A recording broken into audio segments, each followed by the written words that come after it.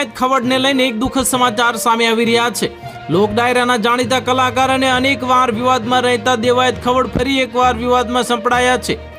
તાલાલા ગીરના ચિત્રોડ ગામે તેમની ફોર્ચ્યુનર કાર અને એક કિયા ગાડી વચ્ચે અકસ્માત થયો હતો, જેના પગલે મારામારી થઈ હોવાના અહેવાલ સામે આવ્યા છે।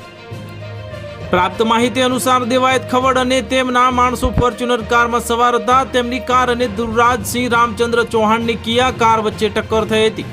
આ અકસ્માતમાં કિયા કારને એક મોટું નુકસાન થયું હતું અને અમદાવાદના સનાથલ વિસ્તારના રહેવાસી ધ્રુવરાજસિંહ ચૌહાણને ઈજા પહોંચતા તેમને હોસ્પિટલમાં દાખલ કરવામાં આવ્યા છે। પોલીસ સૂત્રોના જણાવ્યા અનુસાર ધ્રુવરાજસિંહ ચૌહાણ તેમના મિત્રો સાથે ચિત્રોડ ગામની કૃષ્ણા હોટલમાં રોકાયા હતા। તેમણે ગીરમાં હોવાનું સ્ટેટસ સોશિયલ મીડિયા પર મૂક્યું હતું, જેના કારણે દેવાયત ખવડ અને તેમના માણસોએ તેમની રેકી કરીને બબાલ કરી હોઈ શકે છે। અકસ્માત બાદ દેવાયત ખવડ માણસોએ ધ્રુવરાજસિંહને માર માર્યા હોવાના પણ સમાચાર સામે આવી રહ્યા છે।